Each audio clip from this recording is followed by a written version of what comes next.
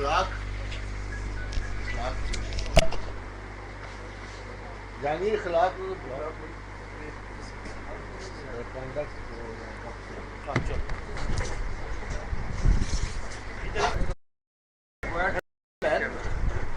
بیٹھ سوال کریے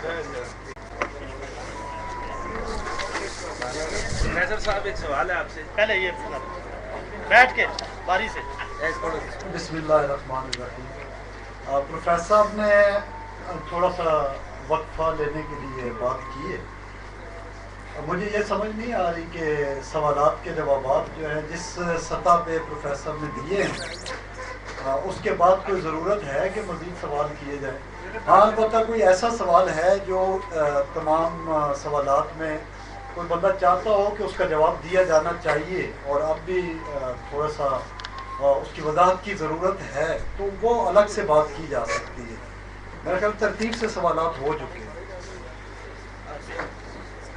جواب دینا اس بات پر انٹلیکچوئل لاجیکل پازیٹیوزم کے کیوں شکار ہو؟ دانش کے متعلق سوالات علمی دنیا میں اکثر اٹھتے رہتے ہیں. بہت سارے لوگ نتائج پہ بات کرتے ہیں لاجیکل پازیٹیوزم کے حوالے سے. لاجیکل پازیٹیوزم کا شکار ہم ہوتے کیوں ہیں؟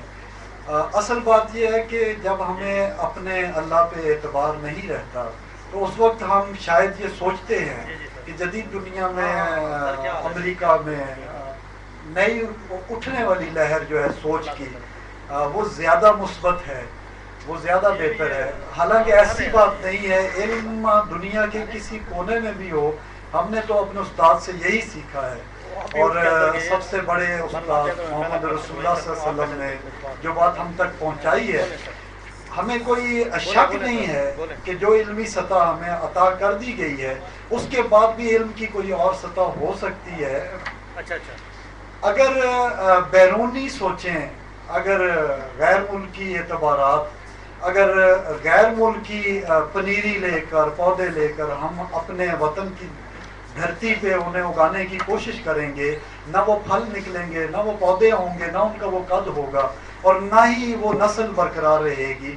ہاں بیرونی کاشت کچھ پھولوں کی حد تک ہمیں رنگ نصیب کر دیتی ہے، کچھ حسن کے جلوے ہمیں ضرور نظر آتے ہیں، مگر حقیقت میں اپنی زمین، اپنی دھرتی، اپنے پودے جہاں اللہ نے جن چیزوں کو اگانا مناسب سمجھا ہے وہی چیزیں زیادہ بہتر لگتی ہیں.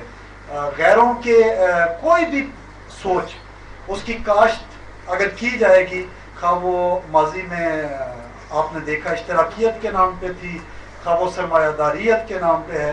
پاکستان میں نہ سرمایہ داریت کامیاب ہو سکتی ہے نہ یہاں پہ اشتراکیت کامیاب ہوئی ہے. کوئی بھی تجربہ کرنا ہے آپ دیکھ لیں، وہ چند شہروں تک رہے گا. آپ راولپنڈی اور اسلام آباد کی حدود سے نکل کے لاہور کے رستے پہ چلے جائیں، میاں والی کے رستے پہ چلے جائیں، آپ ملتان کے رستے پہ چلے جائیں، آپ کو وہی دھرتی، وہی کسان، وہی غریب نظر آئے گا جس کے دل میں وہ کلمہ ہے جس کی خاطر وہ ہجرت کر کے یہاں پہنچا تھا. یا ہم نے ہجرت نہیں کی تھی، ہمارے ذہن مہاجر بن چکے ہیں. میں ایم کیو ایم کا ہونے کا دعوے دار نہیں ہوں، نہ میں انہیں حقیقت میں سمجھتا ہوں ایک استاد اور ایک طالب علم کی حیثیت سے کہ وہ اس ملک کے کسی بھی طبقے کے نمائندہ ہیں. بہت ساری طاقتوں کے پروان چڑھائے ہوئے پودے وہ ہمیں نظر ضرور آتے ہیں، لیکن میرے استاد کی جو دعا ہے مستقبل میں ایسا نہیں ہوگا. مستقبل قریب میں ہمیں نظر آتا ہے کہ یہ درخت کاٹ دیے جائیں گے جن کی اصل اس زمین سے رشتہ داری اور ناطہ داری نہیں ہے. وہی باقی رہے گا جو اپنی اصل میں محمد رسول اللہ صلی اللہ علیہ وسلم سے کوئی ہم آہنگی، کوئی شناخت، کوئی ان کی اتباع کی کوئی بھی ڈگری، کوئی بھی درجہ وہ لے چکا ہے اور اسی کا اللہ سے تعلق ہوگا. اور جسے اللہ باقی رکھنا چاہے وہی باقی رہے گا. اور بے اصل اور باطل کلمہ طیبہ کی موجودگی میں کلمہ خبیث کی نمائندگی اس ملک میں باقی نہیں رہے گی انشاءاللہ العزیز.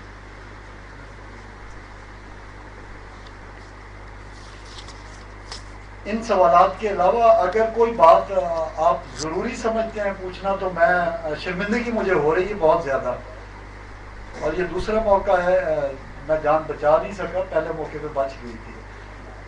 اگر کوئی ایسی بات جو آپ براہ راست پوچھنا چاہتے ہو تو مجھے زیادہ آسانی رہے گی، کیونکہ استاد کی پوری ناکامی نہیں کی جا سکتی، نہ اس علمی درجے میں اور نہ جواب دینے کے درجے میں۔ ہاں جو باتیں سنی ہیں ان کی روشنی میں جواب دیا جا سکتا ہے آسانی کے ساتھ۔ چھوٹے چھوٹے چھوٹے چھوٹے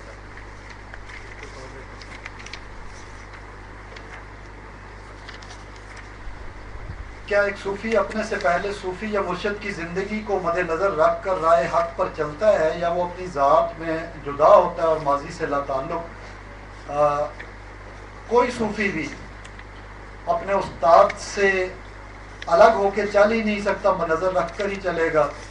اپنی ذات سے جدا ہوگا تو صوفی ہوگا، ماضی سے لا تعلق کوئی نہیں ہو سکتا۔ سب اولاد آدم ہیں، اور آدم علیہ السلام پیغمبر تھے، رسول تھے، اور ان کی ہدایات جو ہے وہ کلمہ طیبہ کی بنیاد تھی۔ لہٰذا کوئی بھی اللہ کی راہ کی طرف جانا چاہتا ہے تو اسے آدم کی طرح تنہا ہونا ہوگا، اسے ہوا سے جدا ہونا ہوگا، اس کو جدائی اس کے مقدر میں کر دی جائے گی، اور ہوا کو بھی آدم سے ملنے کے لیے اپنے خدا کو پکارنا ہوگا۔ میرا خیال ہے تسبیح کے بغیر جو اپروچ ہمیں نصیب ہوئی ہے اس کے بغیر کوئی اپروچ اور ہے نہیں ہے۔ آدم علیہ السلام نے آخر میں کیا کیا؟ وہی تو تسبیح ہے جو آج تک ہم اپنا رہے ہیں۔ دیگر انبیاء کرام پر جو جو کیفیات آئی ہیں، قرآن حکیم میں زیادہ سے زیادہ 29 انبیاء کا ذکر ہمیں ملتا ہے، اور سب کے سب نے جو کلمات مقدس آخر میں اللہ کو یاد کرنے کے حوالے سے کہے ہیں، وہ سارے کے سارے کلمات وہ انتہائی مقدس کلمات ہیں، اور ان کے ساتھ ضمانت موجود ہے۔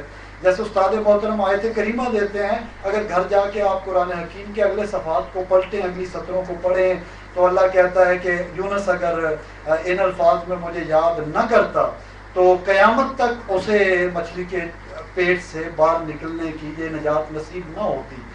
اور ساتھ ہی کہا کہ ہم اسی طرح نجات دیتے ہیں، اور ہم قیامت تک اسی طرح نجات مومنوں کو دیتے رہیں گے، ایمان والوں کے لیے ہدایت۔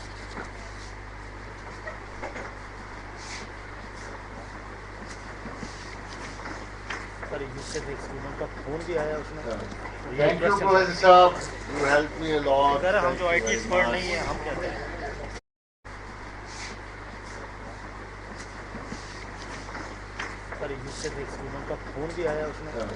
Thank you, Professor Saab.